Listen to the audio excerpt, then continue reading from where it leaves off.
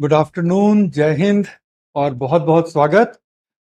Audio video ठीक आ रही है? मेरी आवाज़ अच्छे से आ रही है आप लोगों को और मेरे वीडियो का फीड अच्छे से मिल रहा है आप लोगों को? एक बार कंफर्म कर दीजिए, तब क्लास की कार्रवाई शुरू की जाएगी। आप लोगों का मैसेज आ रहा है बहुत अच्छे से, लेकिन मुझे जो यहाँ पे मेरे ऐप में जो दिख रहा है वो एरर दिख रहा है। पता नहीं ऐसा क्यों हो रहा है।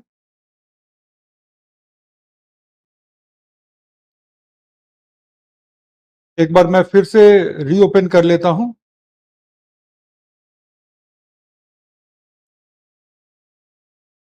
अभी भी एरर आ रहा है, पता नहीं क्या इशू है। क्या वीडियो दिख रहा है आप लोगों को? मुझे नहीं दिख रहा। मुझे तो एरर का मैसेज आ रहा है। Good afternoon. क्या आप में से कोई कंफर्म कर सकता है कि मेरी वीडियो दिख रही है या नहीं?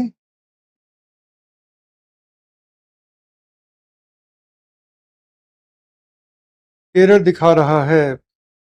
वीडियो क्लियर है, कई लोग कह रहे हैं वीडियो क्लियर है, कई लोगों को एरर आ रहा है। एक एक सेकंड रुक जाइए, मैं कंफर्म कर लेता हूं कि एरर क्यों आ रहा है और मुझे भी एरर आ रहा है, तो मैं एक बार कंफर्म कर लेता हूं। बस एक सेकंड रुकिए, मैं बना हुआ आप लोगों के साथ।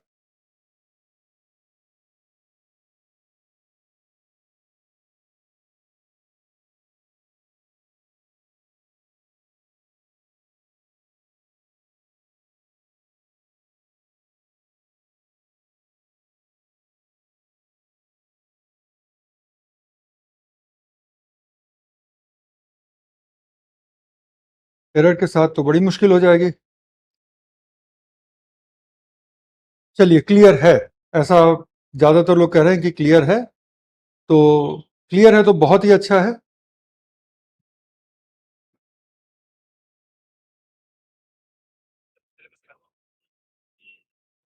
बस देख लूं कि पता नहीं मेरा ही वीडियो क्यों आ रहा।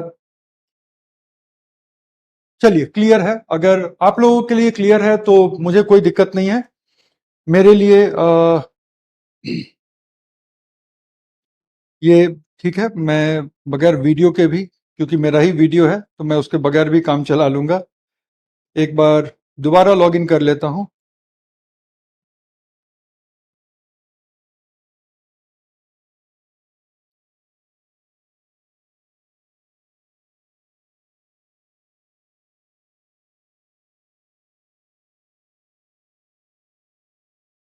हाँ, अब मैं देख पा रहा हूं। बहुत खूब। सो चलिए, गुड आफ्टरनून। आप गुड आफ्टरनून और आप लोगों का बहुत बहुत स्वागत। आप लोगों के जैसा आप लोगों ने कहा था, तो उस हिसाब से ग्रीन बैकग्राउंड हमने ले लिया है। और मुझे लगता है कि सुबह वाले बैच में भी ग्रीन बैकग्राउंड से काफ़ी मतलब अच्छा ही रहा सारे लोगों को देखने में। तो आई होप कि सब ठीक रहेगा। चलिए, अब क्लास की कार्रवाई शुरू करते हैं। 1:04 का वक्त हो गया है। क्लास के शुरू होने के 4 मिनट के बाद हम लोग क्लास की कार्रवाई शुरू कर रहे हैं। याद करिए, पिछली क्लास में फ्राइडे को हम कहां पर थे? तो पिछली क्लास में फ्राइडे को हमने इकोलॉजिकल सक्सेशन को काफी अच्छे से, जितना एग्जाम के लिए जरूरी है उस तरह से हमने कंप्लीट किया था। और आज हम लोग इकोसिस्टम देखने जा रहे हैं। और कोशिश रहेगी, चूंकि इकोसिस्टम बहुत बड़ा टॉपिक है, तो कोशिश रहेगी कि इकोसिस्टम को जहां तक हम लोग कंप्लीट कर सकें वहां तक कर लें। इकोसिस्टम में जरूर कुछ बचेगा, तो जो बचेगा वो हम लोग अगली क्लास में कंप्लीट कर लेंगे।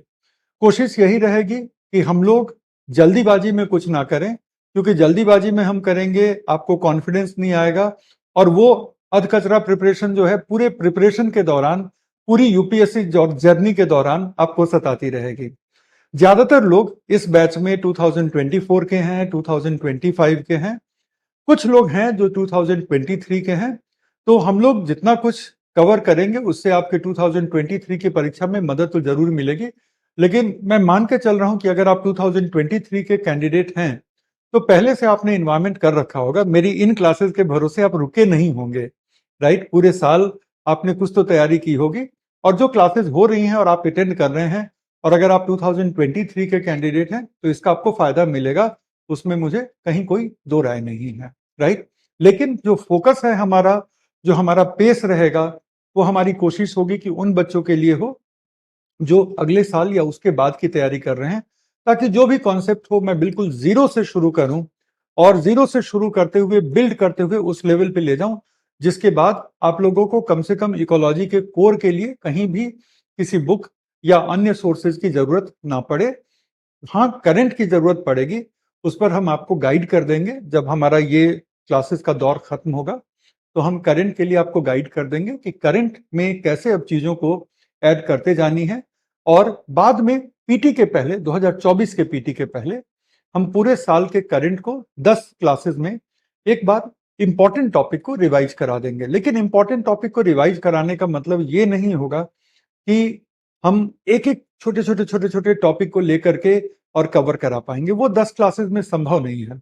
लेकिन जो सबसे बड़े टॉपिक होंगे उनको पक्के तौर पे हम लोग कंप्लीट करेंगे। इसी तरह से मेंस के पहले जितने एनालिटिकल टॉपिक होंगे एक बार उनकी अलग से डिस्कशन होगी, सो दैट कि आप उन चीजों को लेकर के काफी ज्यादा प्रिपेयर्ड अपने आप को पाएं। तो ये हमारा अप्रोच है, इसलिए बता रहे हैं सो दैट कि आप में से किसी को ये ना लगे कि हम इस साल के दबाव में आकर के जल्दी जल्दी भगा रहे हैं। बिल्कुल नहीं, हम आराम से फाउंडेशन के हिसाब से पढ़ाने के लिए आए हैं। और 2024 के आखिर तक स्पोर्ट्स की वैलिडिटी भी है और 2024 के मेंस तक स्पोर्ट्स के साथ मैं जब जिस चीज की जरूरत होगी बना रहूंगा। साइंस टेक और एनवायरमेंट के कोर के लिए तो बना ही हूं, लेकिन जब जरूरत होगी तो इन एरियाज के करंट टॉपिक्स के साथ भी मैं उन स्पेशल क्लासेस को कंडक्ट करूंगा। तो अब हम लोग शुरू कर लेते हैं इकोसिस्टम की बात से। कई लोग लिख रहे हैं कि 2025 के हैं, कोई बात नहीं, 2025 के हैं तो उसकी भी रणनीति बनेगी। लेकिन आप ऐसे तैयारी करो जैसे कि आप 2024 में अपीयर होने वाले हो, सो दैट कि उसके बाद जो कुछ भी आपको करना है वो बेसिकली अपडेट ही करना है, कुछ नया नहीं करना रहेगा।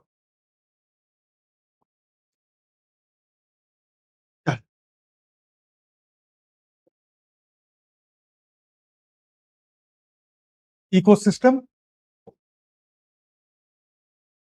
का मतलब है पारिस्थितिक तंत्र। अब आप लोग क्या करेंगे कि अपनी अपनी नोटबुक निकाल लीजिए और नोटबुक में लिखने का काम भी आप लोग शुरू कर दीजिए। क्लास अब शुरू हो गई। यहाँ के बाद क्लास में जो कुछ भी हम कर रहे हैं वो रिकॉर्ड भी हो रहा है। शुरू की हमारी ग्रीटिंग वगैरह की बात हो गई है, शुरू की हल्की फुल्की बातें भी हो गई हैं। लेकिन जो हल्की फुल्की बातें भी होती हैं उनका भी एक पर्पस होता है, तो उनको भी आप गंभीरता से लीजिएगा। तो अब आज की क्लास में हम लोग पारिस्थितिक तंत्र की शुरुआत कर रहे हैं। और चूंकि ये बड़ा टॉपिक है, इससे अगर हम बेसिक इकोलॉजी में जाएं तो इससे आने वाले क्वेश्चंस की संख्या अच्छी खासी होती है। तो पारिस्थितिक तंत्र में हम देखने जा रहे हैं कि पारिस्थितिक तंत्र क्या होता है, पारिस्थितिक तंत्र के घटक क्या होते हैं, पारिस्थितिक तंत्र की प्रक्रियाएं क्या होती हैं और पारिस्थितिक तंत्र के प्रकार क्या होते हैं, पारिस्थितिक तंत्र पर क्या संकट हैं और पारिस्थितिक तंत्रों को हम संरक्षित कैसे करते हैं, ये भी रहेगा। तो पारिस्थितिक तंत्र में मेनली इन 5 चीजों को हम लोग देखने जा रहे हैं। एक एक करके शुरू करते हैं। इसको आप चाहें तो लिख लें, अगर नहीं अभी लिखना चाहते तो ये तो बस इंट्रोडक्टरी है, टॉपिक ही लिस्ट किए हैं। तो सबसे पहले हम बात करते हैं कि पारिस्थितिक तंत्र क्या होते हैं। तो थोड़ी सी पढ़ाई यहाँ पे हमने कर रखी है। हमने ये सीखा है कि पारिस्थितिक तंत्र का मतलब होता है इकोलॉजिकल कम्युनिटी।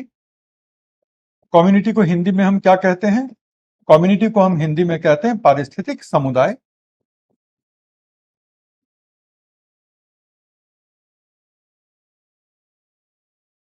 और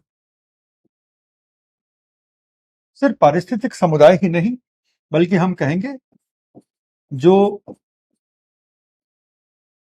एक ही पर्यावास क्षेत्र के में रहते हैं। पर्यावास क्षेत्र की इंग्लिश क्या होगी? जल्दी से बताइएगा ऐप पे, पर्यावास क्षेत्र की इंग्लिश क्या होगी? मैंने बताया है इसलिए पूछ रहा हूं। मैं अक्सर उन चीजों को पूछता हूं जो मैंने पहले बताया है। तो पर्यावास की इंग्लिश क्या होती है? हैबिटेट। बस इसका मतलब है कि आप लोगों ने काफी मन से रिवीजन शुरू कर दी है और उसके लिए बहुत बहुत बधाई। अभी हम थोड़ा कैमरे के फ्रेम से बाहर चले गए हैं, लेकिन आप ही लोगों के बीच बने हुए हैं। तो पारिस्थितिक तंत्र समुदाय जो एक ही पर्यावास क्षेत्र में रहते हैं, वो प्लस इस समुदाय को प्रभावित करने वाले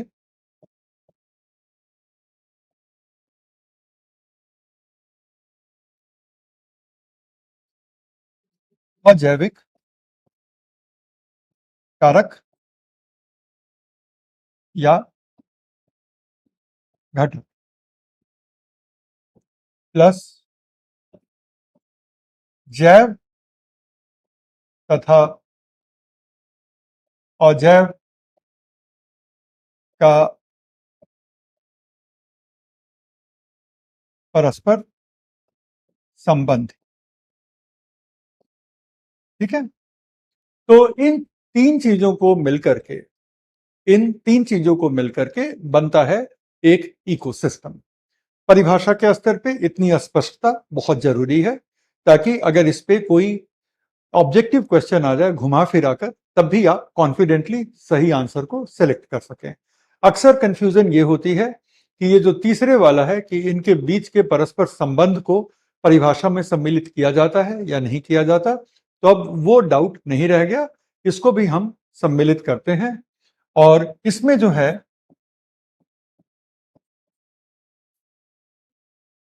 ऊर्जा का जो प्रवाह है, जो जैव से अजैव की तरफ और अजैव से जैव की तरफ और जैव के अंतर्गत ऊर्जा के उस प्रवाह को भी हम इंक्लूड करते हैं। तो पारिस्थितिक तंत्र हम एक जैविक समुदाय को, एक पारिस्थितिक समुदाय को, उसको प्रभावित करने वाले अजैविक कारकों को और साथ ही साथ इन दोनों के बीच के परस्पर संबंध जिसमें ऊर्जा का प्रवाह भी सम्मिलित है, इन तीनों को मिलाकर के हम पारिस्थितिक तंत्र का नाम देते हैं। ठीक है। पारिस्थितिक तंत्र शब्द पहली दफा टैंसले ने इस्तेमाल किया था। इस तरह के प्रश्न यूपीएससी में नहीं पूछे जाते, यहां तक कि अब स्टेट एग्जाम भी इस तरह के प्रश्न नहीं पूछती कि इस टर्म को किसने दिया था, लेकिन बात चली है तो बता दूं कि टैंसले ने इस शब्द का पहली बार इस्तेमाल किया था।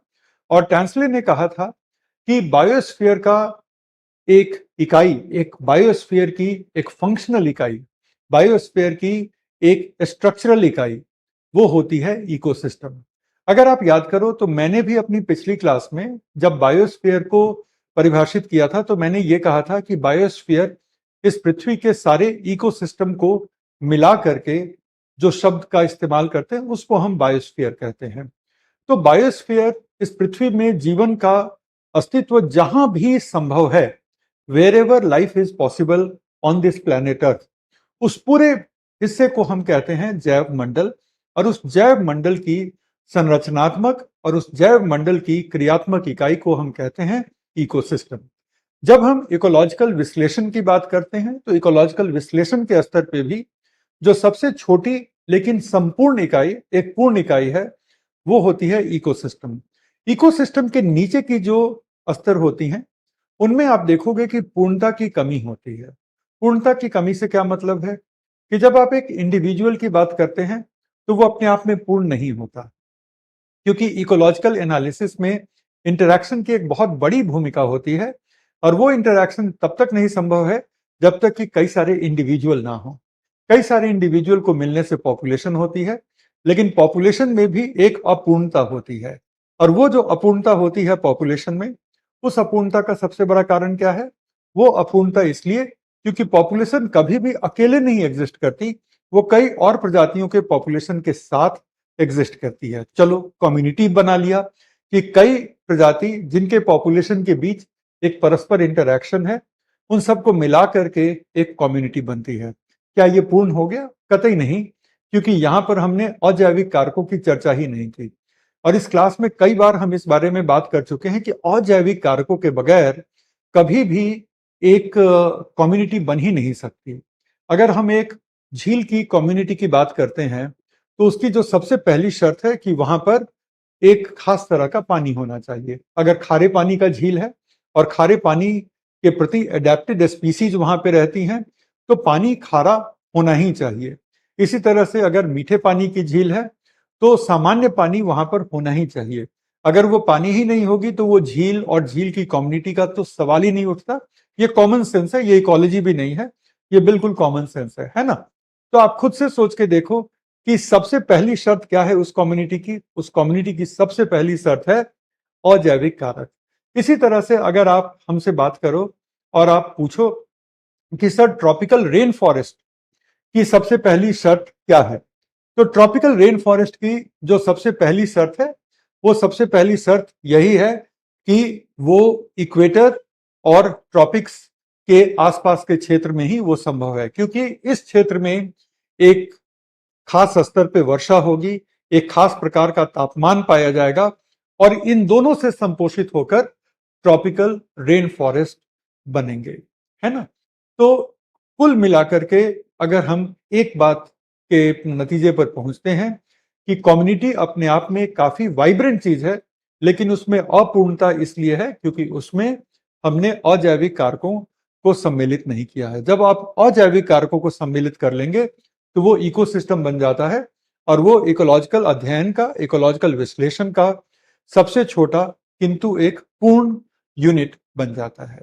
तो वही बात हम आगे लिखेंगे, लेकिन हम जरा कुछ एक सेकंड के लिए स्क्रीन से हट जाते हैं ताकि आप लोग आराम से इस चीज को लिख लें। जब लिख लेंगे तब हम चलेंगे।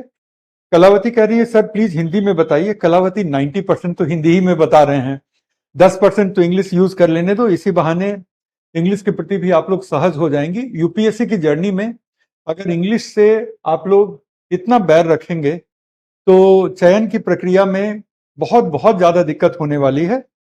अच्छा, आप लोगों ने लिख लिया है, मुझे पता ही नहीं था कि आप लोग आजकल इतनी तेजी से लिख रहे हैं। चलिए कोई बात नहीं, बहुत अच्छी बात है। तो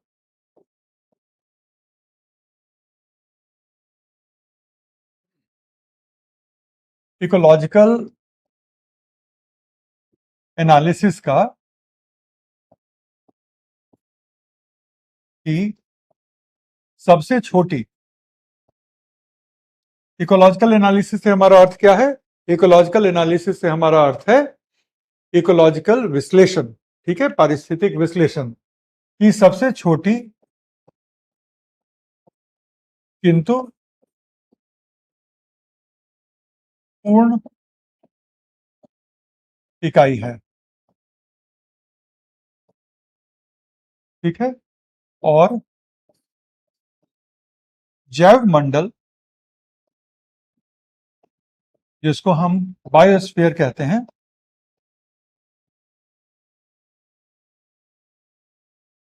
की एक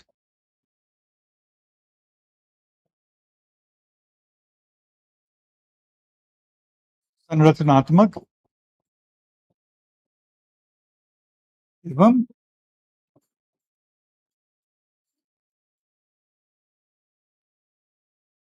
क्रियात्मक इकाई, ठीक है। तो ये दो चीजें आपको पता होनी चाहिए, क्योंकि इससे नीचे जाने पर वो पूर्णता नहीं आती, क्योंकि किसी में पॉपुलेशन का अभाव है, किसी में अजैविक कारकों का अभाव है, किसी में अन्य प्रजातियों के पॉपुलेशन का अभाव है। लेकिन इस लेवल पे आप छोटा छोटे स्तर पे लेकिन आप पूर्ण इसको बना लेते हैं। तो यहाँ पे जो भी एनालिसिस होगी वो एनालिसिस आपको सबसे सही नतीजे पर पहुंचने में मदद करती है, ठीक है। तो ये हो गई परिचय, किसकी परिचय हो गई इकोसिस्टम की कि इकोसिस्टम होती क्या है। ठीक है, तो क्या होता है इकोसिस्टम, ये हमने कर लिया। अब हम आते हैं इकोसिस्टम के घटकों पर। यहां पर थोड़ी लंबी चर्चा होगी, तैयार हो जाइए।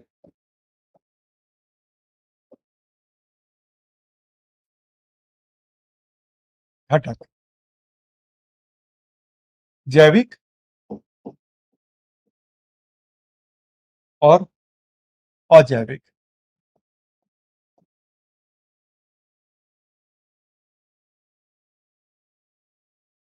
जैविक में इनको फिर से हम क्लासिफाई कर सकते हैं और अजैविक को भी हम क्लासिफाई कर सकते हैं। जैविक को क्लासिफाई करने का आधार बनता है कि इनके आहार का पैटर्न क्या है। याद रखिएगा, जैविक को क्लासिफाई करने का, जैविक को वर्गीकृत करने का आधार बनता है कि इसके आहार का, ऊर्जा को प्राप्त करने का पैटर्न क्या है। तो जैविक को हम 3 श्रेणियों में रखते हैं।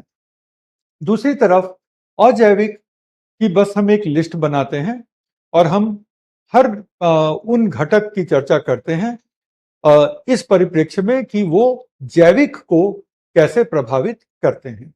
तो सबसे पहले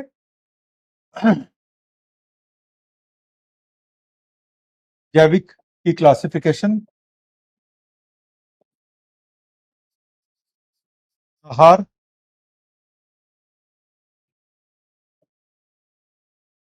ऊर्जा प्राप्त करने के पैटर्न पर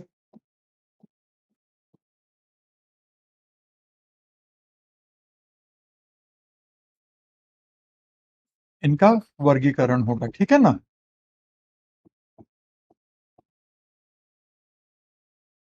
और इनका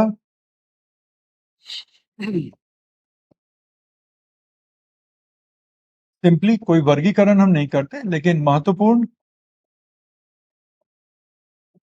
कारकों को सूचीबद्ध तो करते ही हैं। तो वो सूची हम लोग सामने ही रख लें ताकि हम स्पष्ट हो जाएं कि हम किन किन कारकों की यहाँ पर बात कर रहे हैं। तो सबसे पहली बात जो रहेगी वो रहेगी वायु एवं वायु के गैसीय घटक। गैसीय घटक का मतलब कि जो एयर है उस एयर की कॉम्पोजिशन क्या है। कोई भी एयर काफी नहीं है, उस एयर की एक खास कॉम्पोजिशन होनी चाहिए। अगर एयर की कॉम्पोजिशन में ज्यादा उतार चढ़ाव है तो फर्क पड़ेगा। उसकी चर्चा अभी करता हूं, अभी बस मैं लिस्ट बना रहा हूं।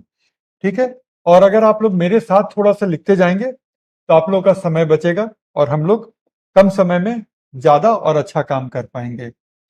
फिर जल, आर्द्रता, वृष्टि, फिर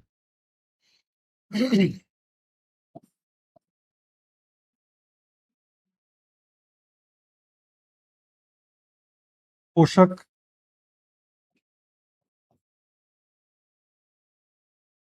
लवणों की मात्रा कहाँ, मिट्टी में,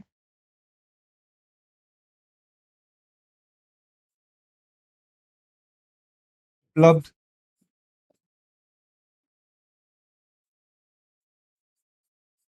जल स्रोत में, इत्यादि। ठीक है, अगर पोषक पदार्थ नहीं होंगे तो फिर दिक्कत होगी।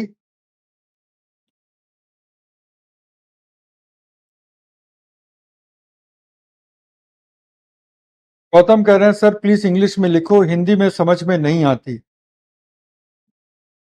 आपकी हैंडराइटिंग बहुत सुंदर है, हिंदी और इंग्लिश दोनों में। सर करंट कहां से पढ़ें, वो बता देंगे। वृष्टि का मतलब है भाई रेनफॉल। एक बात बताओ, मैं 20 साल से इंग्लिश में पढ़ाते आ रहा हूं, अगर वृष्टि का मतलब मुझे पता है तो आप लोगों को पता होने में क्या दिक्कत है। एग्जाम मुझे नहीं देना है, आपको देना है, तैयारी अपनी बढ़ानी है। लेकिन ठीक है, नहीं आता है तो मुझे से पूछोगे, इसमें कहीं कोई संकोच नहीं है, लेकिन खुद से भी खूब पढ़ते रहो, राइट। और दूसरी बात एक और जो आप लोगों से निवेदन है वो ये है कि मैं इंग्लिश और हिंदी दोनों को काफी कंबाइन करके चल रहा हूं, और मैं ये मान के चल रहा हूं कि अगर आपकी इंग्लिश उस लेवल पे है तो आप इंग्लिश के बैच को ज्वाइन किए होंगे। और अगर आप चाहते हैं कि हिंदी में ज्यादातर टर्म हो, हिंदी में ज्यादातर चीजें समझाई जाएं, इसीलिए आप इस बैच में बैठे हैं। तो इस बैच में मेरी कोशिश होगी कि कम से कम मैं 70% इंग्लिश पे रहूं, और जो टेक्निकल वर्ड हैं उनको मैं 30%, शायद मैं उल्टा बोल गया, इस बैच में मेरी कोशिश है कि इस बैच में 70% मैं हिंदी पे रहूं, और 30% जहां पे टेक्निकल टर्म हैं, टेक्निकल कंसेप्ट हैं, उनको मैं इंग्लिश में भी लिखता चलूं। लेकिन कोशिश ये रहेगी कि कोई भी डिफिकल्ट वर्ड जो मैं इंग्लिश में लिख रहा हूं उसको हिंदी में जरूर बता दूं, लिखा दूं या समझा दूं।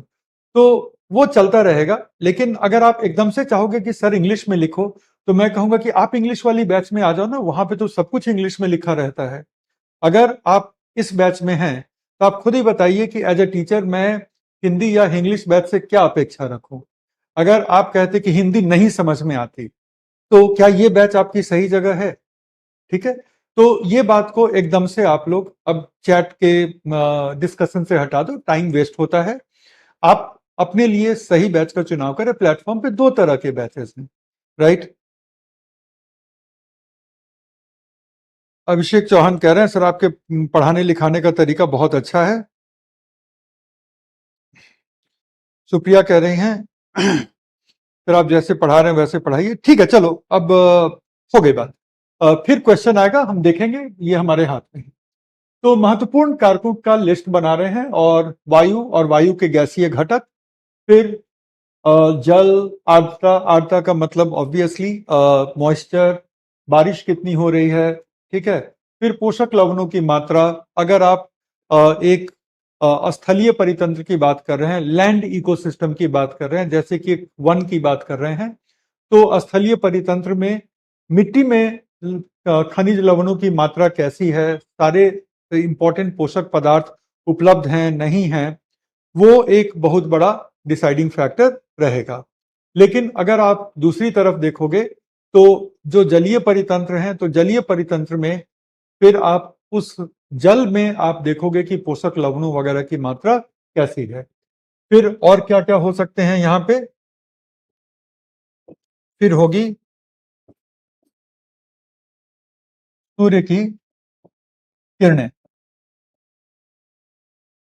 ठीक है। उसके बाद होगा तापमान,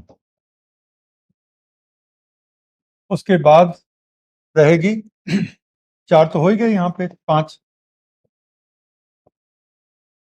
सूर्य की किरणों को लेकर के एक बात बता दें कि सूर्य की किरणें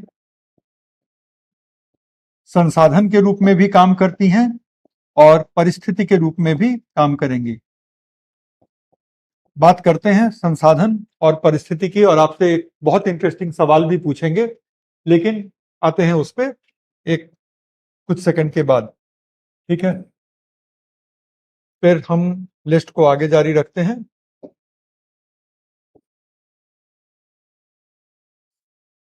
तापमान, तापमान की जब बात करते हैं तो हम बात करते हैं सामान्य तापमान की,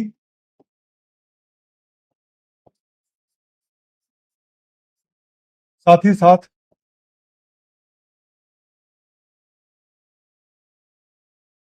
जल के तापमान की, या मृदा के तापमान की, मतलब मिट्टी के तापमान की। हो सकता है कि सामान्य तापमान बहुत ज्यादा हो, लेकिन अगर उस जलीय तंत्र का तापमान एक अच्छे रेंज में है तो इकोसिस्टम पे बुरा असर नहीं पड़ेगा। लेकिन अगर किन्हीं कारणों से मिट्टी का तापमान बहुत बढ़ जाता है और बाहर का तापमान थोड़ा ठीक भी होता है, तो उससे पौधे वहां मरने लग जाएंगे, तो उसका फर्क तो पड़ेगा, ठीक है। फिर जो हमारा छठा पॉइंट है वो है टोपोग्राफी।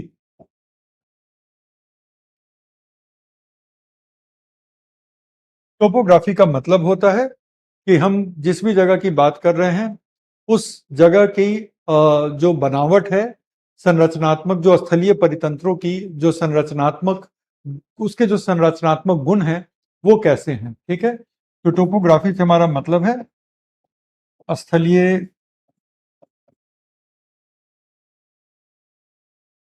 परितंत्रों की संरचना।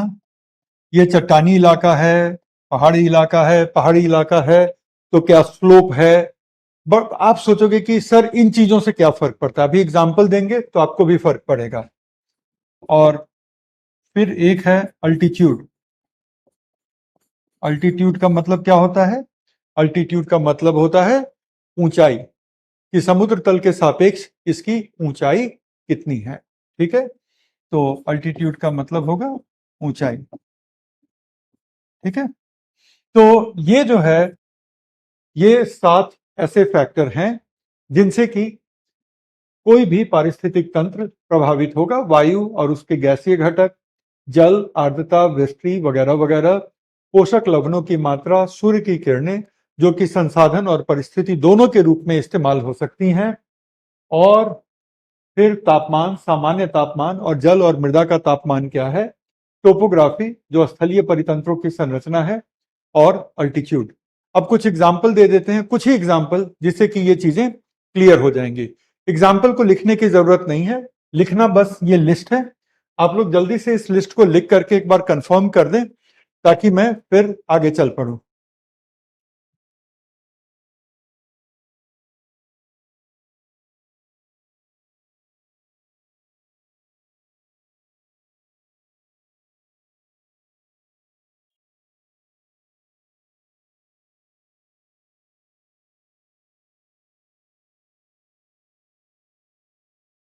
चलो हो गया, अगला भी हो गया। ठीक है, एक और फैक्टर लिख लो, हालांकि उसका एक हिस्सा तो लिखा हुआ है,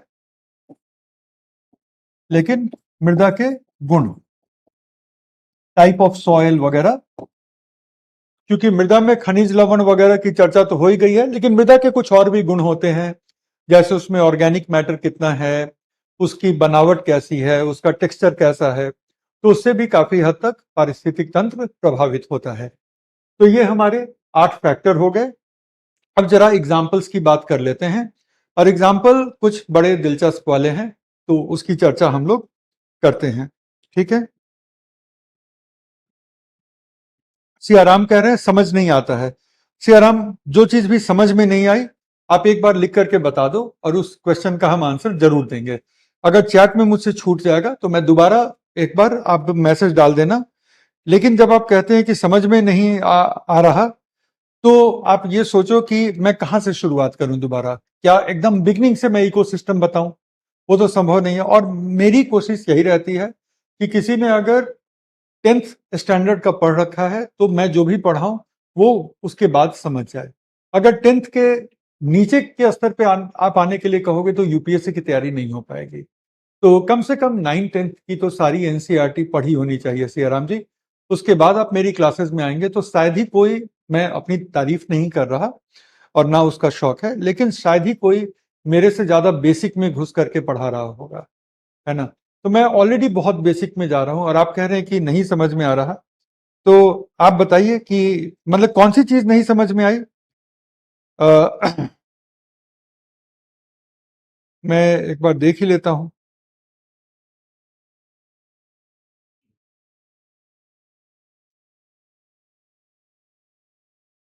सारे लोग तो कह रहे हैं कि सब समझ में आ गया है।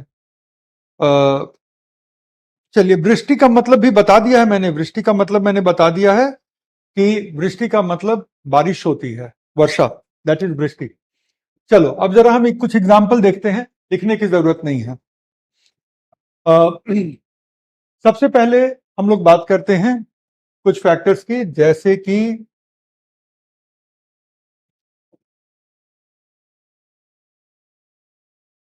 वृष्टि की बात करते हैं। ठीक है, तो रेन फॉरेस्ट इसलिए हैं क्योंकि वो काफी ज्यादा वृष्टि पर आश्रित होते हैं, उनको काफी हाई लेवल पे मॉइस्चर चाहिए।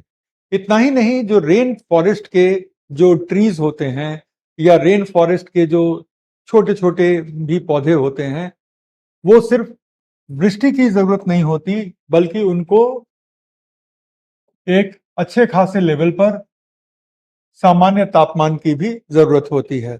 रेन फॉरेस्ट की ज्यादातर स्पीसीज बहुत कम टेम्परेचर को बर्दाश्त ही नहीं कर पाएंगे। तो ये आपका एक एग्जाम्पल हो गया। अब कुछ दिलचस्प एग्जाम्पल देते हैं। टोपोग्राफी। टोपोग्राफी में एक चीज होती है जिसको हम कहते हैं स्लोप। ठीक है, तो ये हो गया हमारा स्लोप, कि ये ढाल कैसी है।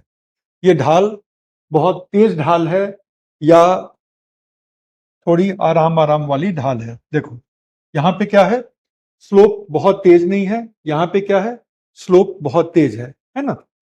अब देखो क्या होता है कि हमारे देश में ना आज की डेट में 6 बिग कैट हैं। भारत के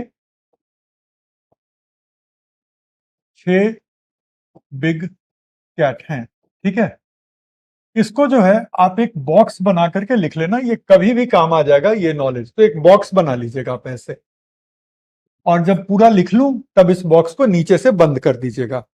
ठीक है, अभी बॉक्स को नीचे से खुला छोड़िए, और जब पूरी जानकारी लिख लेंगे तब आप इस बॉक्स को बंद कीजिएगा। तो अगर आप देखते हो भारत के जो 6 बिग कैट हैं, तो सबसे पहला बिग कैट जो है वो है टाइगर। ठीक है, दूसरा बिग कैट जो है वो है लायन। टाइगर हो गया बाघ, लायन हो गया शेर, फिर हो गया लेपर्ड। लियोपार्ड नहीं बोलते। अगर आप लियोपार्ड बोलते किसी को पाते हैं तो वो गलत उच्चारण कर रहा है, और अगर आप करते हैं लियोपार्ड तो आप मत कीजिएगा, लेपर्ड कहते हैं, लेपर्ड। ओके, तो लेपर्ड हो गया हमारा तेंदुआ। फिर हो गया स्नो लेपर्ड, जिसको हिम तेंदुआ भी कहते हैं।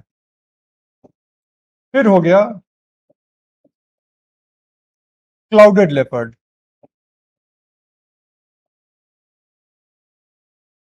और अब हमारे पास चीता भी है।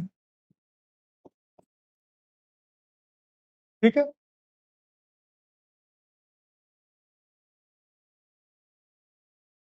ये बात चली है स्लोप की, और देखो स्लोप से हम कहां आ रहे हैं। तो क्लास का ये भी काम होता है कि कई सारे रिलेटेड नॉलेज अगर निकल के आ गए तो एक बॉक्स बना करके उसको वहीं पे आप लोग लिख लें। मेरा काम है बताना, आपका काम है उसको कैप्चर करना।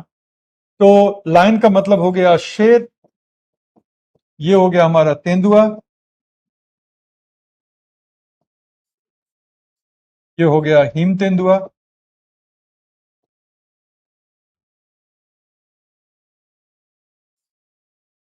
ये हो गया चीता।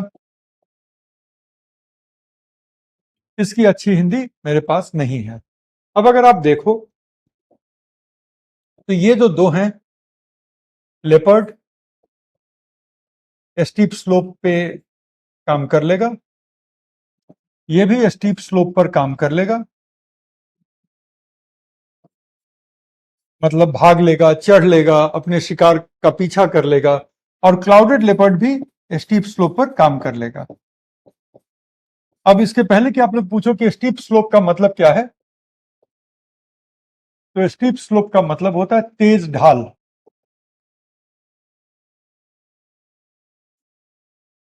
ठीक है, तो तेज ढलान पर भी, ठीक है ना, तेज ढलान पर भी ये लेपर्ड, स्नो लेपर्ड और क्लाउडेड लेपर्ड अपने शिकार के पीछे भाग जाएंगे, चाहे नीचे की तरफ या ऊपर की तरफ। पहली बात, रह भी सकते हैं और कुछ भी। लेकिन बाकी के जो तीन हैं, टाइगर, लायन और चीता, ये जनरली समतल भूमि लाइक करते हैं या थोड़ी हल्की ढलान बर्दाश्त कर सकते हैं। तेज ढलान इनसे नहीं होगा। ठीक है, तो ये तीनों जो हैं, जो शेष हैं, आप समझ जाइएगा कि जिनके नाम के आगे स्टीप स्लोप नहीं लगा है, खाली टिक लगा है, ये सब नॉर्मल ढलान बट जनरली ये समतल को लाइक करने वाले बिग कैट हैं। और भारत में यही 6 बिग कैट पाए जाते हैं, और कोई भी बिग कैट भारत में नहीं पाया जाता है। ठीक है, अब इनका अगर डिस्ट्रीब्यूशन देखें तो भारत में सबसे ज्यादा इनमें किसकी संख्या होगी? आप जरा गेस करके बताओ तो। अरे कीर्ति, मैंने बताया ना कि क्लाउडेड लेपर्ड की अच्छी हिंदी मुझे मिली नहीं है। ठीक है,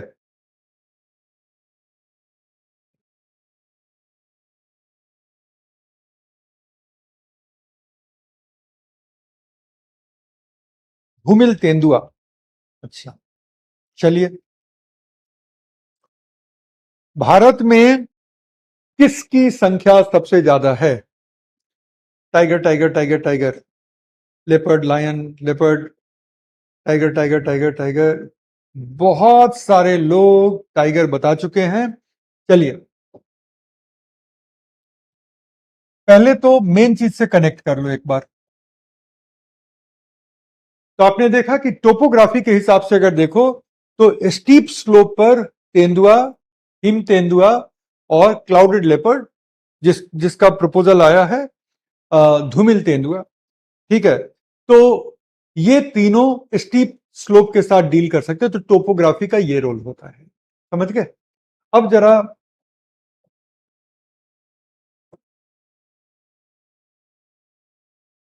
सर्वाधिक संख्या किसकी है जी?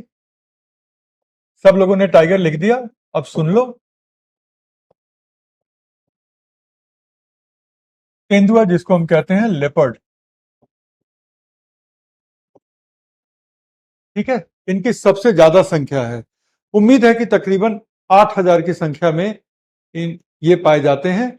इनकी कोई भी आधिकारिक अभी तक गणना नहीं हुई है, इसलिए हमको एग्जैक्ट नंबर नहीं पता है, लेकिन एक जो रफ एस्टिमेट है wild life institute of India का। Wild life institute of India Dehradun में लोकेटेड है और पर्यावरण एवं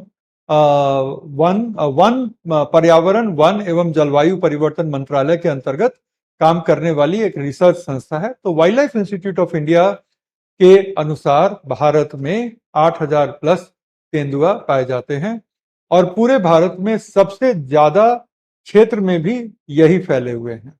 ठीक है, और सर्वाधिक संख्या तो हो गई। नेशनल एनिमल तो आपको पता ही है।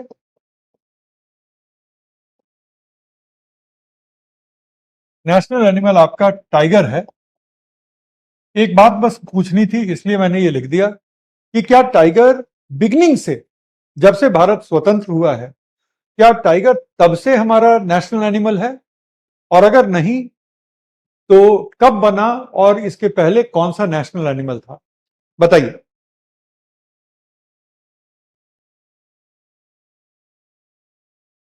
टाइगर कब बना? शुरू से बना या बाद में आके बना? और अगर टाइगर बाद में आके बना तो टाइगर के पहले हमारा नेशनल एनिमल कौन था?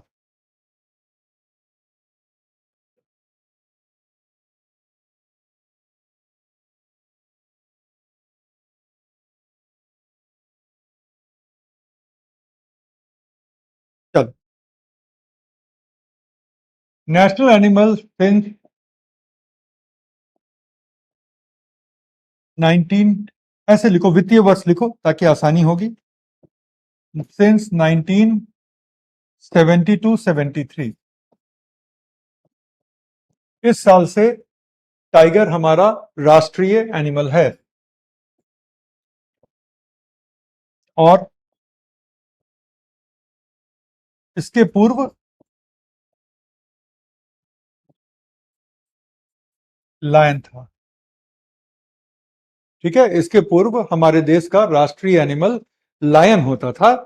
टाइगर, प्रोजेक्ट टाइगर के लॉन्च के ठीक पहले टाइगर को राष्ट्रीय एनिमल घोषित किया गया। ठीक है, तब से टाइगर हमारा नेशनल एनिमल है। दो चीजें और जानने की हैं। तेंदुआ भारत के सबसे अधिक क्षेत्र में पाया जाता है। अगर आपके लिए ये नई जानकारी है तो आप इसको लिख लें। कुछ और जानकारी है। हिम तेंदुआ जो है, स्नो लेपर्ड, वो भारत के बस 5 ही राज्यों में पाया जाता है। हिम तेंदुआ भारत के बस 5 ही राज्यों में पाया जाता है। और वो जो 5 राज्य हैं, अ, अब तो उनमें से एक केंद्र शासित क्षेत्र हो गया, जम्मू कश्मीर। लेकिन जो 5 राज्य और केंद्र शासित क्षेत्रों को मिला करके अगर बात करें तो 5 जो क्षेत्र हैं जहां पे हिम तेंदुआ पाया जाता है वो हैं, लिख दूं, स्नो लेपर्ड पाया जाता है जम्मू एंड कश्मीर में, ठीक है, उत्तराखंड में,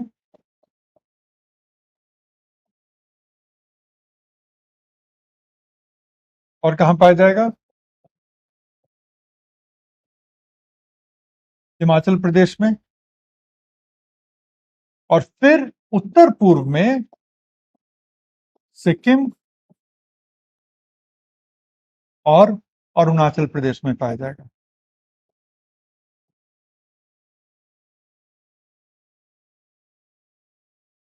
हमारे देश में इनके संरक्षण के लिए जो कार्यक्रम चल रहा है वो कार्यक्रम भी बस इन्हीं 5 स्टेट में चलाया जा रहा है, बिकॉज इन्हीं 5 स्टेट में ये पाए जाते हैं।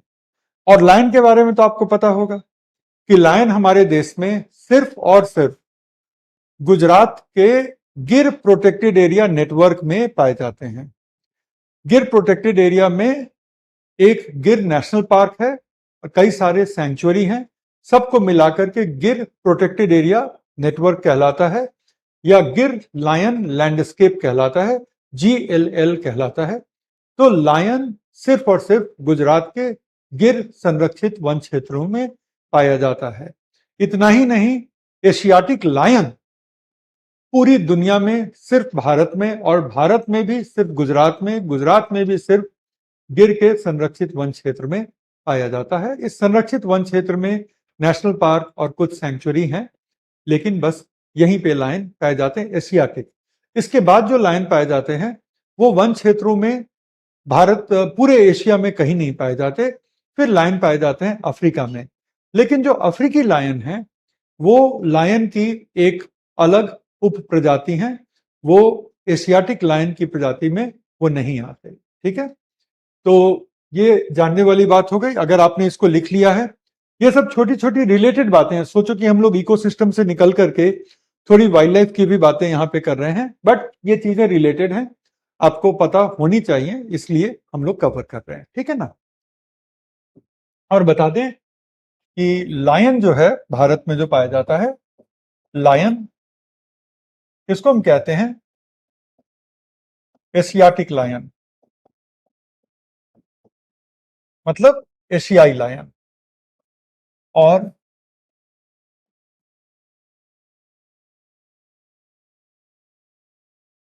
प्राकृतिक पर्यावास क्षेत्र में, अब सर्कस और जू वगैरह, मतलब चिड़ियाघर वगैरह की बात ना करें, तो प्राकृतिक पर्यावास जो है इसका, एशियाटिक लायन का, बस एकमात्र है, और वो एकमात्र जो है वो है गुजरात के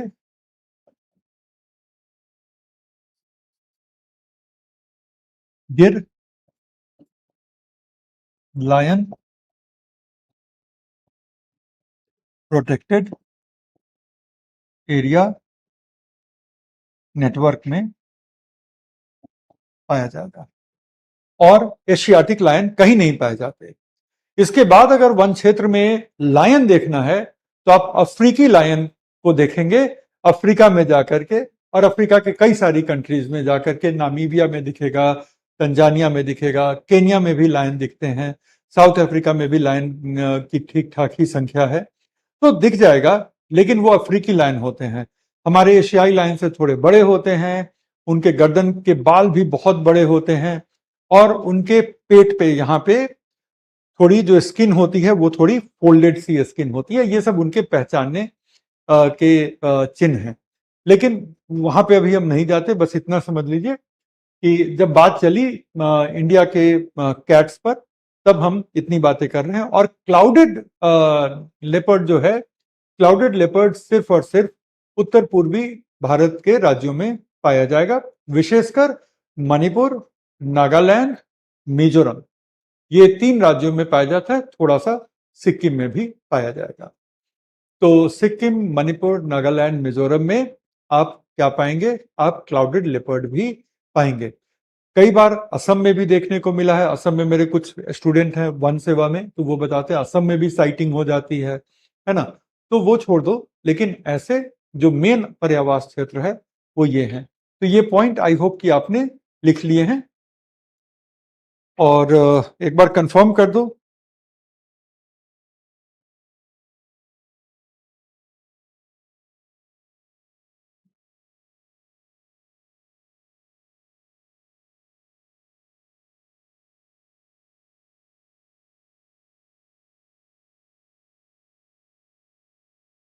सर, हमने एमपी में देखा है एक नेशनल पार्क में, तो नेशनल पार्क में रीलोकेट किए गए हैं, ठीक है ना। वो रीलोकेशन के प्रोजेक्ट पे आएंगे।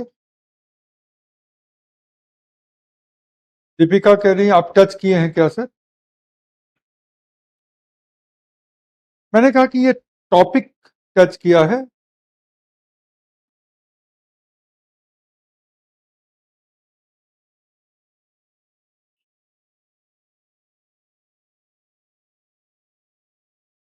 लक्ष्मीकांत कह रहे हैं सर मुझे इकोसिस्टम की परिभाषा ही नहीं समझ में आती। लक्ष्मीकांत, आपको कम्युनिटी की परिभाषा समझ में आती है और एबायोटिक की परिभाषा समझ में आती है?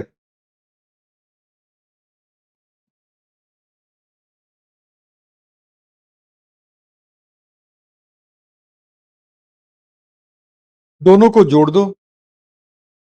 फोन नीचे रख दीजिए, तो फिर कैसे आपका चैट हम देखेंगे? ठीक है, चलो अब हम थोड़ा वापस आ जाएं। कहाँ थे हम? यहां पे थे। तो अब काफी एग्जाम्पल्स की बातचीत हो गई महत्वपूर्ण कारकों। अब मिट्टी में और कुछ जनरल समझा देते हैं। मिट्टी में अगर पोषक लवण नहीं होंगे तो वहां पर पौधे नहीं उगेंगे, पौधे नहीं उगेंगे तो कम्युनिटी नहीं एस्टेब्लिश होगी। सूर्य की किरणें संसाधन और परिस्थिति दोनों ही रूप में महत्वपूर्ण होते हैं। संसाधन और परिस्थिति के बीच में डिफरेंस समझना अब जरूरी है, और ये पॉइंट है जहां पर आप इसको अच्छे से समझ सकते हैं। Let's start. संसाधन, इसको वाइट कर देता हूं ताकि आप लोग ज्यादा अच्छे से देख पाएंगे।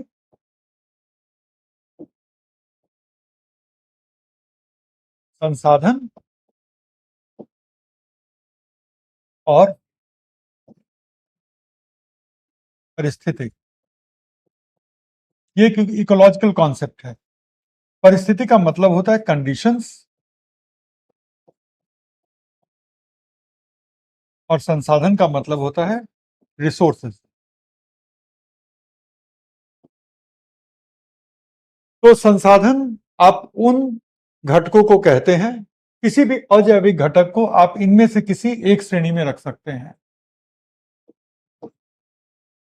जैसे कि सूर्य की किरणें अजैविक घटक की दो श्रेणियां, राइट। तो किसी भी अजैविक घटक को जब आप देखेंगे तो या तो वो संसाधन की श्रेणी में आएगा या वो परिस्थिति की श्रेणी में आएगा। संसाधन का मतलब होता है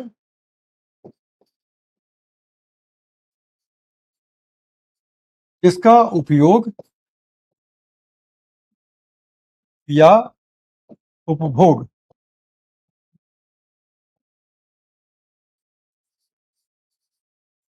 किया जा सकता है, ठीक है। और परिस्थिति का मतलब होता है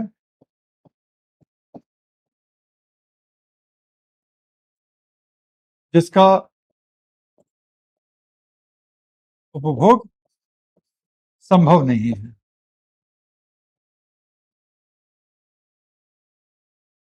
एग्जाम्पल और आप समझ जाएंगे, ठीक है। पहले बात करते हैं, एक ही फैक्टर कई बार संसाधन भी हो सकता है और किसी दूसरे जीवों के लिए वो कंडीशन भी हो सकती है, परिस्थिति भी हो सकती है।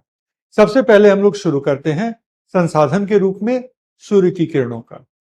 तो सूर्य की किरणें पौधों के लिए संसाधन है। सूर्य की किरणें पौधों के लिए संसाधन है, क्योंकि पौधे सूर्य की किरणों का अवशोषण करते हैं। कैसे? क्लोरोफिल के जरिए। क्लोरोफिल के जरिए सूर्य की किरणों की ऊर्जा का वो अवशोषण करते हैं और इस ऊर्जा का इस्तेमाल करते हुए कार्बन डाइऑक्साइड और वाटर, जल के बीच में अभिक्रिया कराते हैं और इस अभिक्रिया के नतीजन कार्बोहाइड्रेट बनता है और उस कार्बोहाइड्रेट से प्लांट का जीव द्रव्य बनता है, बायोमास बनता है। ठीक है, तो कुल मिलाकर के अगर आप देखें तो प्लांट ने अजैविक ऊर्जा के स्रोत का इस्तेमाल किया जो थी सूर्य की किरणें। प्लांट ने अजैविक रॉ मटेरियल, कच्चे पदार्थों का इस्तेमाल किया, कार्बन डाइऑक्साइड और जल, और प्लांट ने क्या बनाया, जीव द्रव्य बनाया जो कि उसका बायोमास बनाता है। ठीक है, तो यहां पर सूर्य की किरणें क्या हो गई, यहां पर सूर्य की किरणें हो गई रिसोर्स जिसका उपभोग संभव था। कैसे, ऊर्जा के स्रोत का प्लांट ने उपभोग किया और अपने मतलब की चीज बनाई। वहीं पे सूर्य की वही किरणें हम एनिमल्स के लिए, सूर्य की किरणें परिस्थिति का काम करती हैं, ना कि रिसोर्स का। क्योंकि जब आप धूप में निकलते हैं तो आपके बॉडी में कोई ऐसी पिगमेंट नहीं होती। ठीक है, जब आप धूप में निकलते हैं तो आपके बॉडी में ऐसी कोई पिगमेंट नहीं होती जो सूर्य की किरणों की ऊर्जा का अवशोषण करके और आपके बॉडी का कोई काम कर दे। सूर्य की किरणों में बहुत ऊर्जा होती है, लेकिन हमारे क्या बल्कि दुनिया के किसी भी एनिमल के बॉडी में कोई भी ऐसी पिगमेंट नहीं होती जिस ऊर्जा का अवशोषण करके और कोई काम कर बैठे। हमारे केस में क्या होता है कि सूर्य की किरणें जो होती हैं वो परिस्थिति का काम करती हैं। इससे हमारा दैनिक व्यवहार तय होता है। ऐसा क्यों होता है, अगर आपकी दिनचर्या सामान्य है तो ऐसा क्यों होता है कि जब आप सुबह होती है, जब सूर्योदय होने वाला होता है तो आपकी नींद टूट जाती है। अगर आपका रूटीन सामान्य है, अगर आप रात में देर तक, सुबह के 2 बजे 3 बजे तक पढ़ रहे हैं तो ये आप नहीं अनुभव करेंगे। लेकिन अगर आपका रूटीन सामान्य है तो आपने क्या देखा है, आप ये देखते हैं कि सूर्योदय के समय आपकी नींद खुल जाती है और जैसे जैसे सूर्य चढ़ता है आपकी एनर्जी लेवल, आपका अलर्टनेस बढ़ता जाता है। ऐसा लगभग दिन के 2 बजे तक रहता है। दिन के 2 बजे के बाद आप देखोगे कि आपकी एनर्जी लेवल, आपकी अलर्टनेस वो कम होती चली जाती है। धीरे धीरे अगर आपका रूटीन सामान्य है तो रात के 9-10 बजते बजते आपको नींद सी आने लगती है। और अगर नींद नहीं भी आती है तो आप इतना थका हुआ महसूस करते हैं कि फिर आप सोना चाहते हैं या कोई गंभीर काम नहीं करना चाहते। तो यहाँ पे सूर्य की किरणें आपके लिए परिस्थिति हैं, वो आपके व्यवहार को तय कर रही हैं, लेकिन वो आपके लिए ऊर्जा का स्रोत नहीं है। इसी तरह से बहुत सारे एनिमल हैं जो दिन में शिकार के लिए निकलते हैं, बहुत सारे एनिमल हैं जो रात में शिकार के लिए निकलते हैं। हमारा टाइगर, हमारा लायन, वो दिन में शिकार के लिए निकलता है। जो लेपर्ड है, तेंदुआ है, वो अक्सर रात में शिकार करता है। तो ये फर्क है। उसको, वो अंधेरे में ही, उसका व्यवहार ऐसा है कि जब अंधेरा होगा तभी वो शिकार के लिए निकलेगा। तो क्या हुआ, यहाँ पे सूर्य की किरणें एक प्रकार की परिस्थिति के रूप में काम कर रही है। और वो परिस्थिति क्या है, वो परिस्थिति उसके व्यवहार को तय करती है। तो सूर्य की किरणें कुछ ऑर्गेनिज्म के लिए वो रिसोर्स है, वो है क्या, प्लांट। और कुछ ऑर्गेनिज्म के लिए यह है कंडीशन, जो है एनिमल।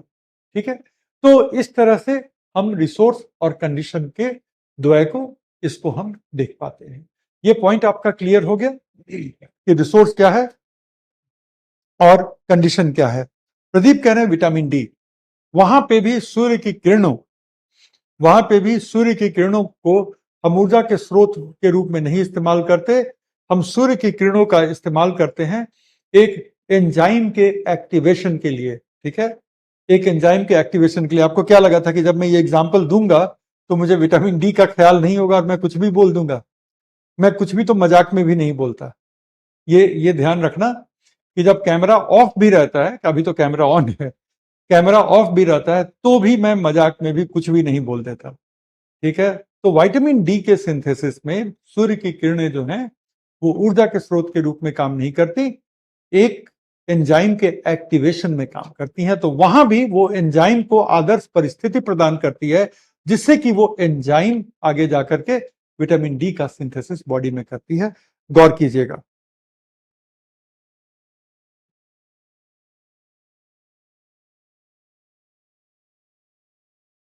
दिव्यांशु कह रहे हैं प्लांट्स में फ्लावरिंग भी, हाँ, प्लांट्स में जो फ्लावरिंग होती है वहां पे सूर्य की किरणें परिस्थिति का काम करती हैं, ना कि ऊर्जा के स्रोत का। कुछ पौधों को आप देखोगे कि वो विंटर में फ्लावर करेगी जब दिन छोटे होते हैं, तो कुछ पौधे हैं जो समर में फ्लावर करेंगे या बसंत ऋतु में फ्लावर करेंगे जब दिन थोड़े थोड़े लंबे होने लग जाते हैं, तो वहां पे भी सूर्य की ऊर्जा की आवश्यकता नहीं होती।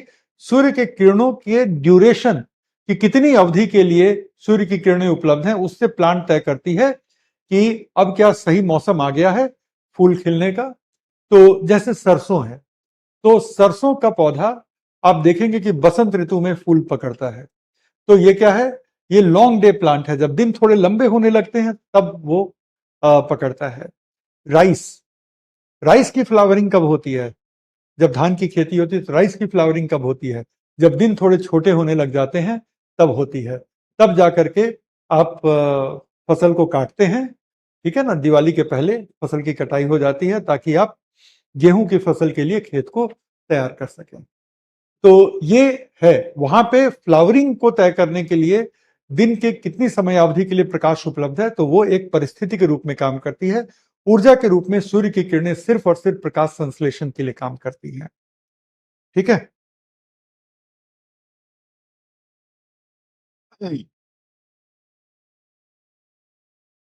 चलो, वर्नलाइजेशन, सनफ्लावर, ये सब बात मैं जानता हूं, लेकिन अब बताने जाऊंगा तो अभी विषय से बहुत ज्यादा हम लोग अलग हट जाएंगे, तो इसलिए बस इतना ही समझ लो।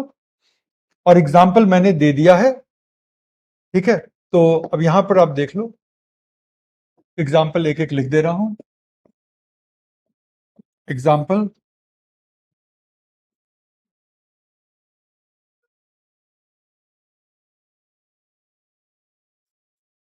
प्रकाश संश्लेषण के लिए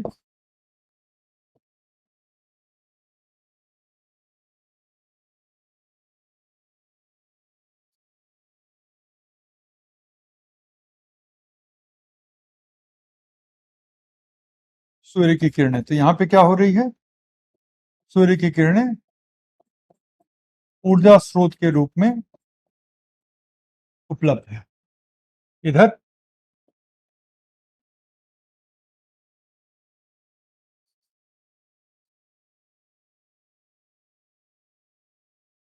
सूर्य की किरणों से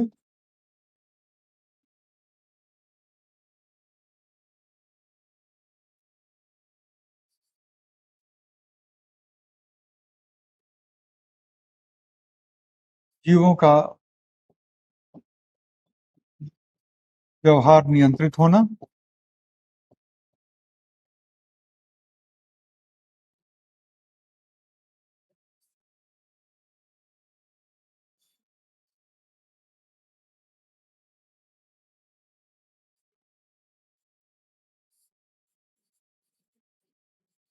फूल खिलने का समय तय होना,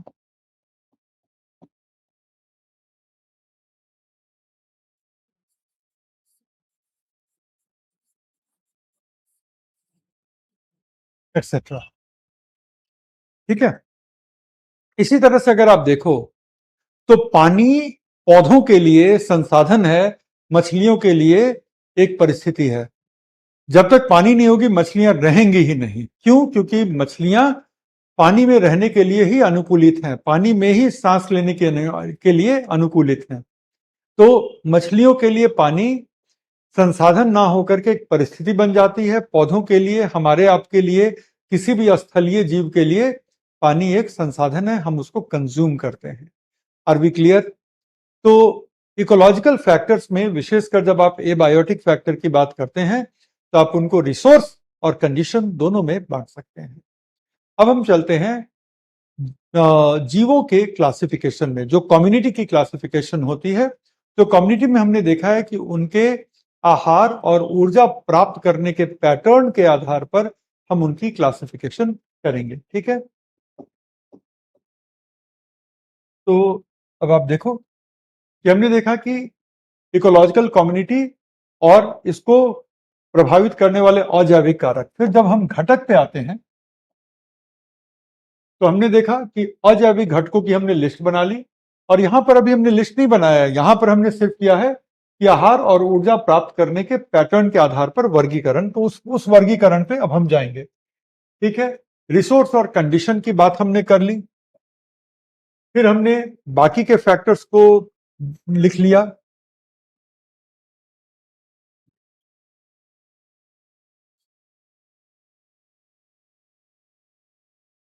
एक मिनट रुकिए।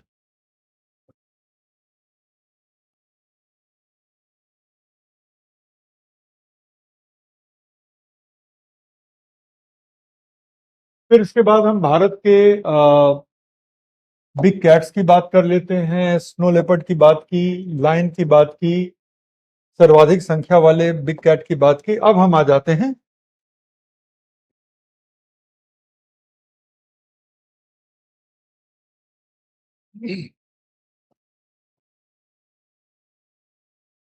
जैविक घटकों का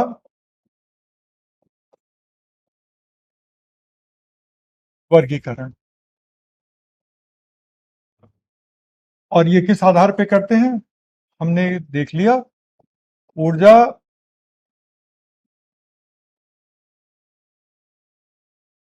ऊर्जा प्राप्त करने के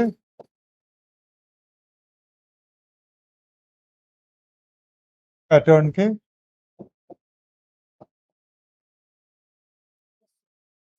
आधार पर। अगला पेज, 3 प्रकार।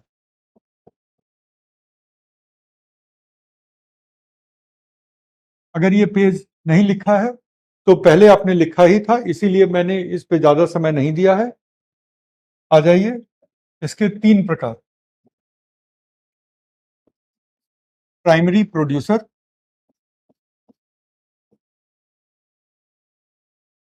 ठीक है, इसका मतलब होता है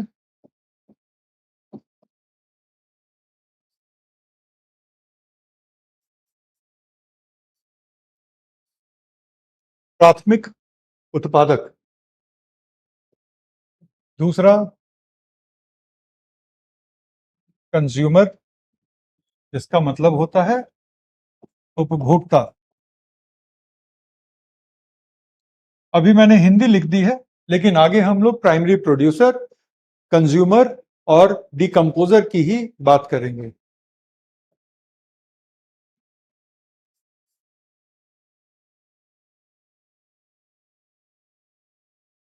डिकम्पोजर, ठीक है, जो कि किसी भी चीज को ब्रेक करेगा, जो अपघटन पर आधारित होता है। अपघटक कहना थोड़ा सा उचित नहीं होगा, बट अपघटन आश्रित जिसको हम कहते हैं।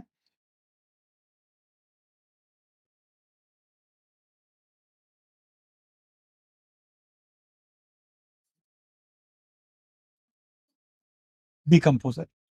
चलो, तो सबसे पहले हम प्राथमिक उत्पादक को डिफाइन कर लेते हैं कि प्राथमिक उत्पादक क्या होते हैं। ठीक है, ये आप लोगों ने लिख लिया इसके पहले कि हम बोर्ड के अगले स्क्रीन पर जाएं।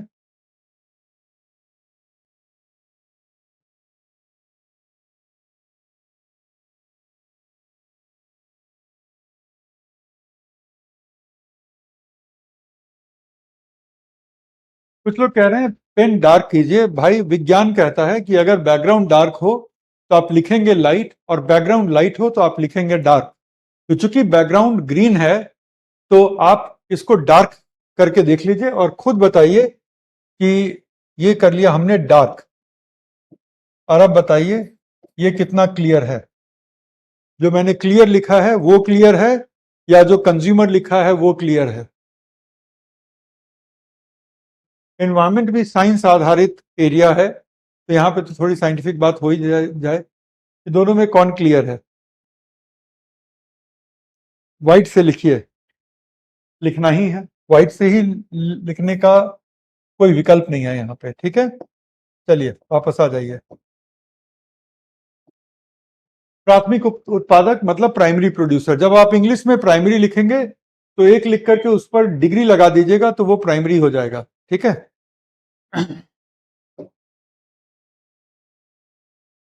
अब हम टर्म खाली इंग्लिश में लिख रहे हैं, प्राइमरी प्रोड्यूसर। ठीक है, तो प्राइमरी प्रोड्यूसर जो होते हैं वो प्रकाश संश्लेषण कर सकते हैं। इनकी एक ही पहचान है।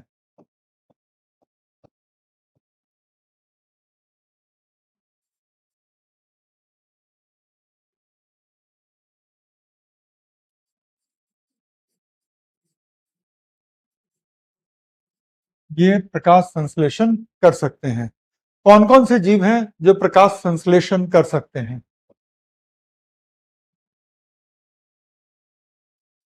सबसे पहले प्रकाश संश्लेषण का मतलब क्या होता है? फोटोसिंथेसिस। तो सबसे पहले हैं प्रकाश संश्लेषी जीवाणु। प्रकाश संश्लेषी जीवाणु का मतलब क्या है? Photosynthetic bacteria.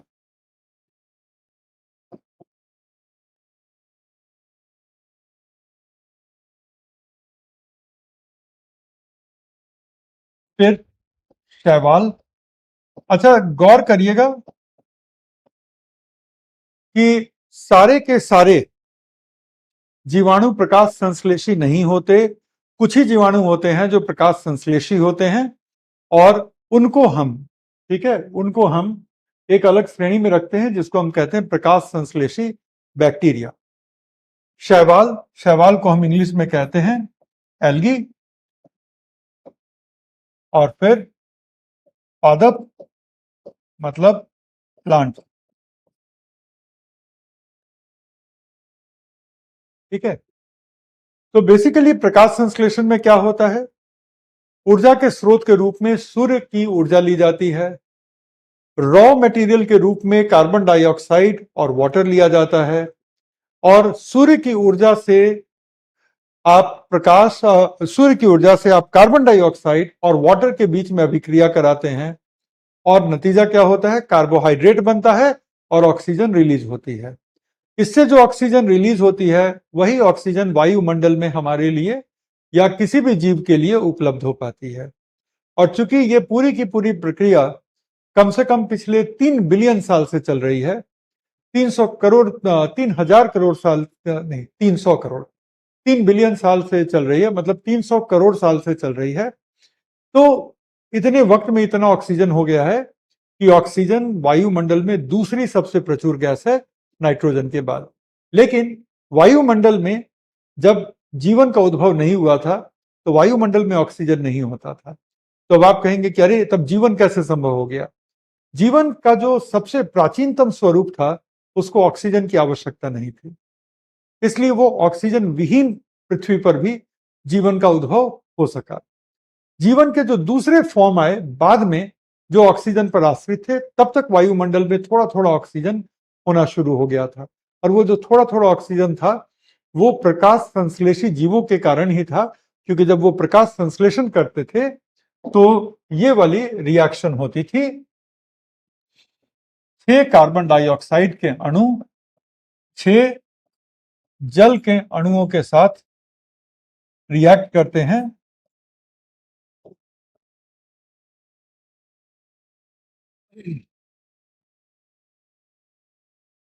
सूर्य की ऊर्जा से, और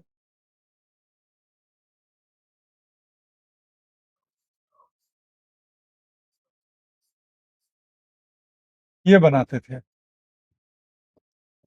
ठीक है। तो ये जो है कहलाता है कार्बोहाइड्रेट।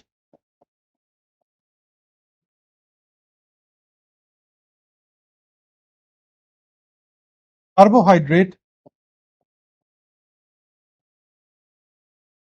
एक बेसिक, बेसिक का मतलब आधारभूत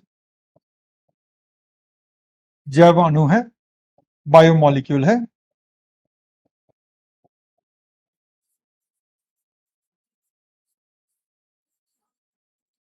जिससे अन्य जैव अणु भी बन सकते हैं।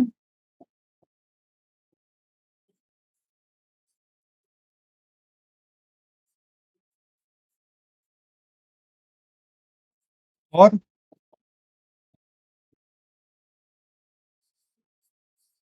जैव ऊर्जा का भी ये स्रोत है।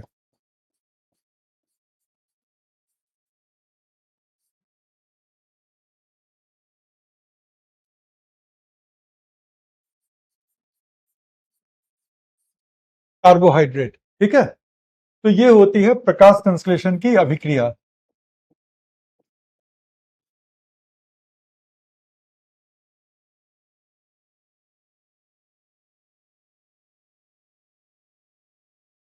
ठीक है ना। अगर नहीं पता था तो इसको याद रखिएगा, ये बड़ा फंडामेंटल है और ये कभी भी किसी से भी जीएस के स्तर पे भी पूछा जा सकता है। ठीक है, तो इसमें आप देख रहे हैं कि ऑक्सीजन रिलीज हो रहा है, तो यही ऑक्सीजन धीरे धीरे जमा होता चला गया और हमारे वायुमंडल में एकत्रित होता चला गया 300 करोड़ साल तक, जिसकी वजह से ऑक्सीजन पृथ्वी के वायुमंडल की दूसरी सबसे प्रचुर गैस होती है। ठीक है, और यहां पे एक और बात की जो मैंने लिखवाया नहीं है, वो ये है कि पृथ्वी पर जीवन का उद्भव लगभग 3.5 बिलियन वर्ष पूर्व हुआ था, मतलब कि 350 करोड़ वर्ष पूर्व हुआ था। और जो प्राचीनतम जीवन के प्राचीनतम जो जीवन के ये थे की जो शुरुआत हुई थी, उसको ऑक्सीजन की आवश्यकता नहीं थी, इसलिए वो ऑक्सीजन विहीन पृथ्वी पर भी वो सरवाइव कर पाया। तो इस तरह की रिलेटेड बातें वो कभी भी आपके काम आ जाएंगी। अगर मैं बोलूं तो आप लोग जल्दी जल्दी इसको लिख लीजिएगा, अगर नहीं तो कम से कम अगर रिकॉर्डिंग के ही लेवल पे अगर दोबारा देखना चाहें तो आप देख लीजिएगा और इसको आप लोग एक बार ब्रशअप कर लीजिएगा। ठीक है।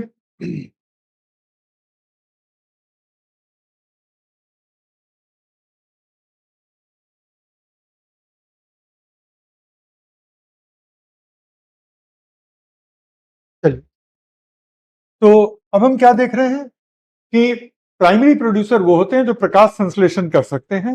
इसमें 3 तरह के ऑर्गेनिज्म शामिल हैं और ये क्या करते हैं, ये प्रकाश संश्लेषण की अभिक्रिया करते हैं और प्रकाश संश्लेषण की अभिक्रिया करके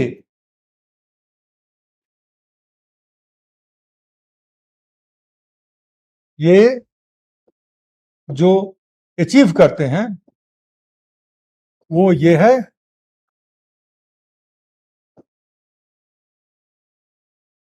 अजैविक स्रोतों से, अजैविक स्रोतों से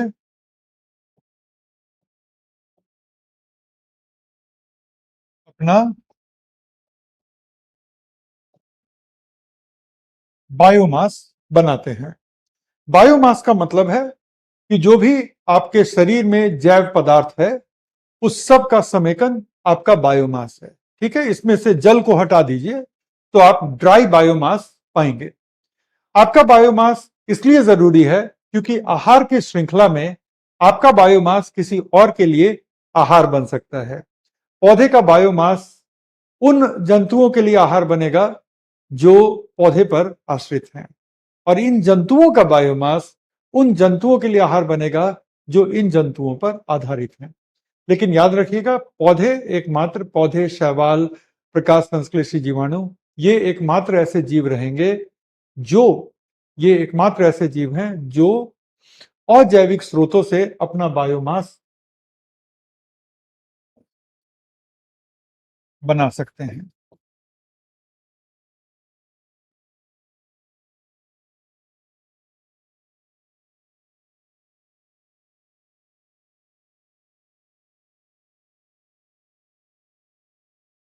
ठीक है ना। और जब ये बायोमास बन गई तो पूरे इकोसिस्टम में पूरा का पूरा बायोमास जो आप देखते हो वो इसी बायोमास पर तो आधारित है। घास के बायोमास पर खरगोश का बायोमास निर्भर करता है, खरगोश के बायोमास पर लोमड़ी का बायोमास निर्भर करेगा, लोमड़ी के बायोमास पर तेंदुए का बायोमास निर्भर करेगा। करेगा कि नहीं करेगा? ठीक है, तो तेंदुए का बायोमास भी अंततः कहां से आया? घास से आया। तेंदुए का भी बायोमास अंततः कहां से आया? घास से आया। और किसी भी इकोसिस्टम में जो पूरा का पूरा बायोमास चल रहा है, दौड़ रहा है, अंततः वो बायोमास आया है कहां से? अंततः वो बायोमास आया है अजैविक स्रोतों से। बायोमास जो प्राथमिक उत्पादकों ने अपने लिए बनाया था। अब ये पॉइंट क्लियर है? एक बार यस नो बोल दो।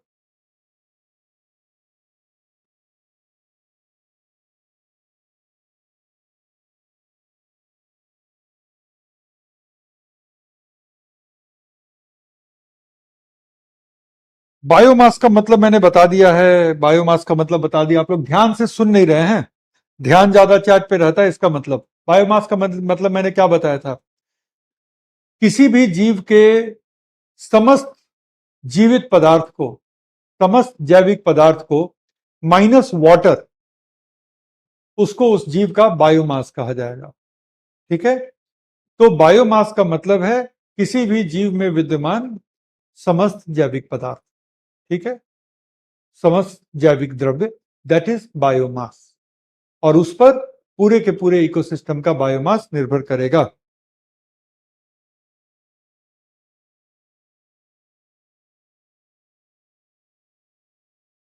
चलो, क्लियर है? ठीक है, अब आगे निकलते हैं। अब हम आते हैं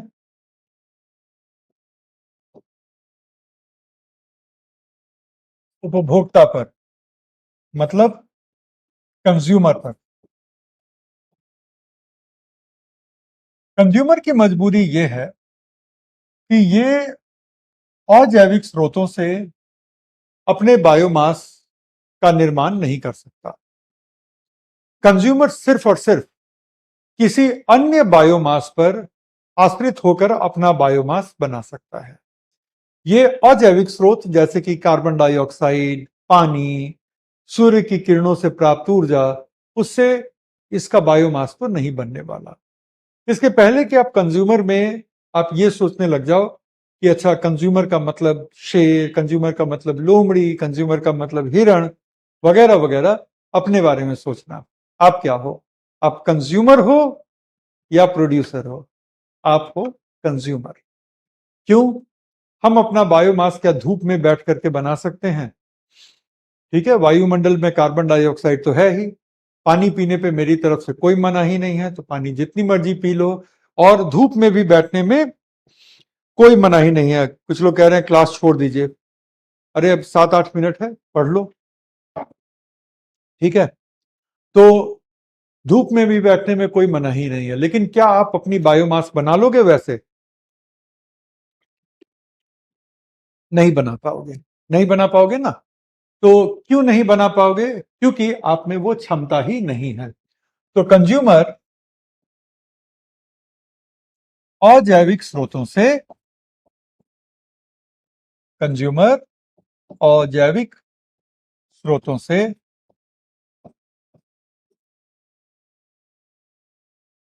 अपना बायोमास नहीं बना पाता।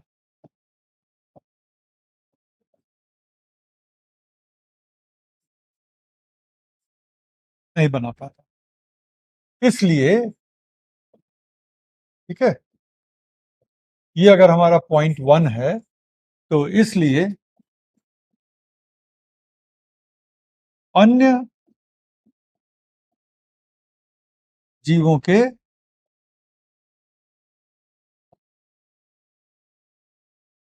बायोमास पर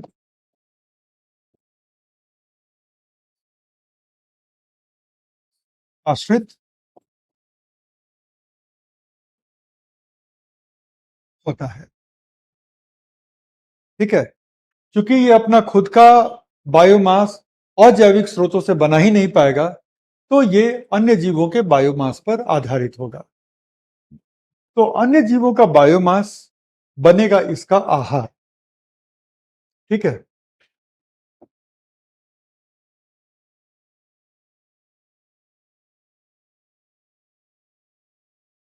अन्य जीवों का बायोमास इज इक्वल टू उपभोक्ता का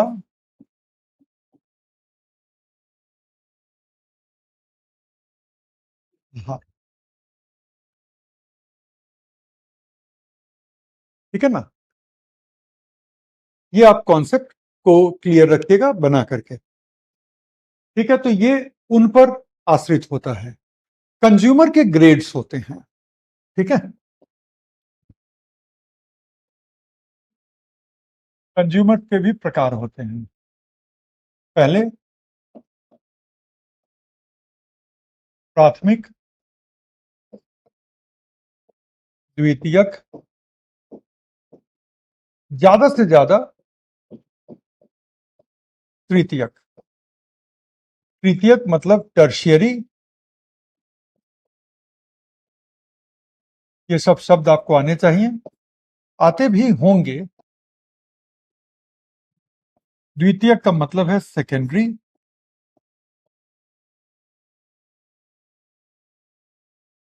और प्राथमिक का मतलब है प्राइमरी।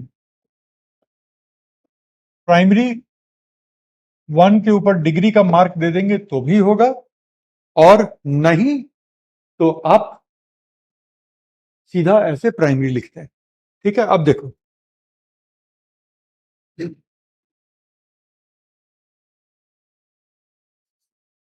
प्राथमिक ये होता है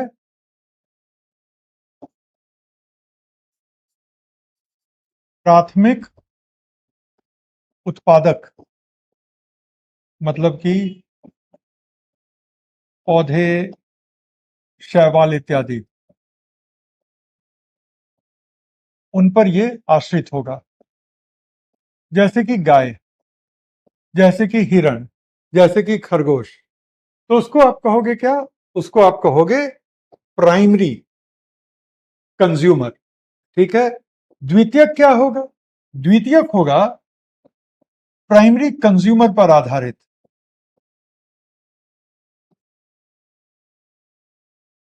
जैसे उस खरगोश को खाने वाली लोमड़ी, वो सेकेंडरी कंज्यूमर होगी। प्राइमरी कंज्यूमर खरगोश था जिसने उन पौधों को खाया।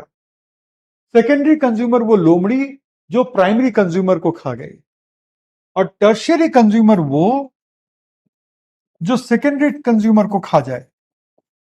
जैसे कि तेंदुआ, आप सोचोगे कि सर तेंदुआ लोमड़ी को खाएगी? तेंदुआ कुछ भी खा जाता है, इंसानों पे भी हमला कर देगा, बकरियों को खा जाएगा, कुत्तों को खा जाएगा, सुअरों को खा जाएगा, ठीक है। गायों पे एक दो तेंदुए मिलकर के हमला कर देते हैं रात में, ठीक है। एक भी तेंदुआ काफी है गाय को मार देने के लिए।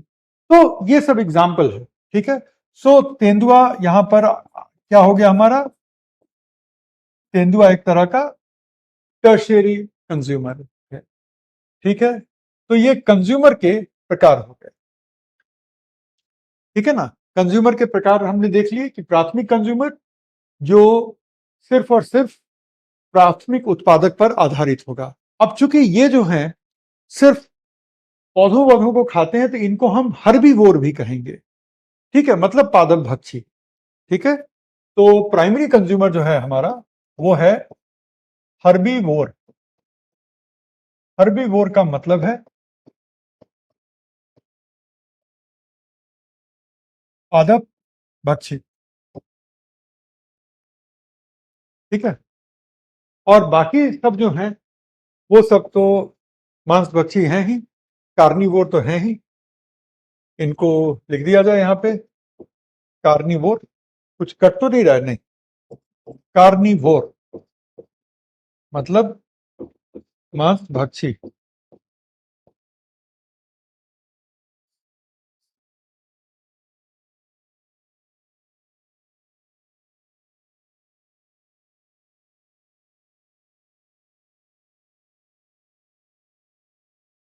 तो अब जो है यहाँ पे हम लोग आज की क्लास को विराम देते हैं। डिकम्पोजर पे आज इंग्लिश की क्लास में भी बिल्कुल यहीं पे छोड़ना पड़ा था मुझे, लेकिन आराम आराम से कर रहे हैं, समझ के कर रहे हैं। उम्मीद है कि आप लोग को अच्छे से समझ में आ रही होगी चीजें।